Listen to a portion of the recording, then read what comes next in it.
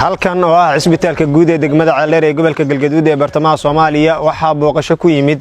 xubno ka socda dawlad goboleedka Soomaaliya iyo Galmudug iyo sidoo kale saraakiil kale oo ka tirsan ciidanka dawladda federaalka Soomaaliya qaybooda kala duwan xubnaha halkan soo gaaray waxa ay kormeer indheendhayn ay ku sameeyeen dhammaan qaybaha kala duwan ee cisbitaalka iyagoo sidoo kale booqday kaydka daawada cisbitaalka guud ee degmada Caleer ee gobolka Galgaduud ee bartamaha Soomaaliya أحمد دبلاو عصر أو وزير كولها جود يجوريين الدولة قبلات كصومالي دي جلمدوج هل كان وربعين تأيو كلها الله وحقوا شيء إن ضمان أجاب كي عسبتال كان لوجو تلقى على يقول مستريين إسلام كاننا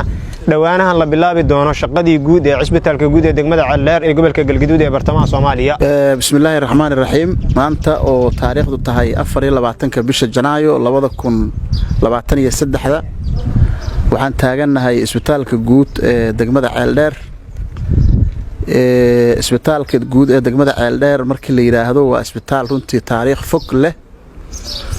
wuxuuna ahaa isbitaalka kaliya ee ah referral hospitalka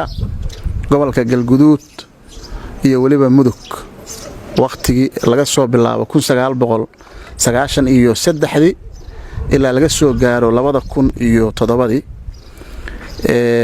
inta aan halkan aysan ku habsan nimankan arxalnayaasha ah ee khawaarijta ah isbitaalkan oo runtii aad aragnay oo dhammaan qaybihiisa kala duwan aan soo booqanay oo leh dhammaan u dhameystiran yihiin qaybaha kala duwan ee loo baahnaa in lagu badbaadiyo nafta bini aadamka runtii oo aad u dareemayno in lagu dadaalay ayna ku dadaaleen dadka community-ga ah ama bulshooyinka ka soo jeeda deegaanka Ceeldheer waxaan runtii aad ugu faraxsanahay in isbitaalkana uu helay dayactir waa uga mahad celinaynaa cid kasta ee ka qayb qaadatay sidoo kalena uu yaalo qalabkii loogu talagalay iyadana waa uga mahad celinaynaa shirkadaha iyo shakhsiyaadka iyo community-ga iyo bulshooyinka isku howlay intaa kadib sida aan la soconno waxaan halkan ku soo gaarnay oo aan u nimid in laga cirib tiro khawaarijta waxaa socda jihaad waxaa la daba joogaa nimankii oo sii cararaya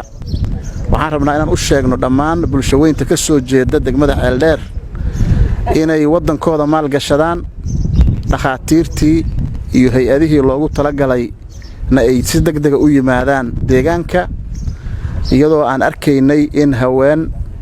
qofka maanta inuu umulo ay tahay markii isbitaalada qaar wax looga qaban waayo maadaama meeshan ay tahay meel remote area ah in loo geynayo 350 kilomitir isbitaalada waaweynaa ee jiray saraakiil kale oo ka tirsan ciidanka dawladda federaalka Soomaaliya qaybooda kala duwan ayaa halkan warbaahinta ku hadlay kuwaas oo kala ah Daawud Abuukar Cabdi iyo sidoo kale Maxamed Faroole waxa ayna sidoo kale ay shaaca ka qaadeen in guud ahaan amniga cisbitaalka guud ee degmada Caleer ee gobolka Galgaduud ee bartamaha Soomaaliya kaalin aad u weyn ay ka ciyaari doonaan qof waliba waxba uga aadan annaga waxaan nahay saraakiisha amniga ee ilaahay u suurtageliyay inay halkaan ay timaado waxaan ballan qaadaynaa in maaragtay annaguna aan amnigiisa aan ka qayb qaadano oo maantay waxaan ugu soo kurgalnay oo soo kormeerno waxa kamid ah amniga inaan soo kormeerno waxyaabaha maaragtay laga haleeyay waxyaabaha maaragtay inaan soo warsanno runtii waxba ka mahalaysna kamana halaabi doonaan insha Allah ta'ala amnigiisa ayaan ku dadaali doonaa guud ahaan arrimaha bulshada oo dhammaan amnigooda ku dadaali doonaa waxaan marka baaq u dirayaa dadka u dhashay deegaanka dadkiisa noolaysta waxbarasho ha ahaato caafimaad ha ahaato waxaa la rabaa marka insha Allah ta'ala inaan hore u sii wadno bismillaahir rahmaanir rahiim Allah ayaa mahadle waxaan joognaa degmada Caleer gaar ahaan isbitaalka degmada Caleer waa soo kormeernay bilicda ay la degtay kooxaha khawaarijta ay la degtay ay hoos u la degtay waxay degmada Caleer waxay ku caam ahaa jirtay isbitaalka aeroboortka dekada intaas ay ku caam ahaa jirtay waxbarashada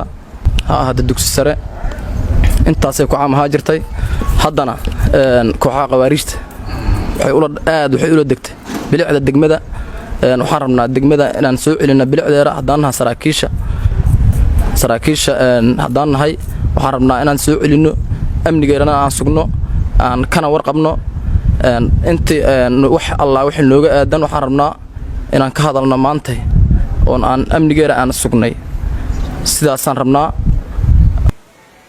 qaybtan aan dhex fadhiyo waa qaybta kombiyuutarka la yidhaahdo ultrasound ee la saaro dadka uurku jirta ka xanuunsan. Isbitaalka guud ee degmada Caldheer ee gobolka Galgaduud agabka yaala ee lagu faani karo ayuu ka mid yahay kombiyuutarkan. Isbitaalada la midka ah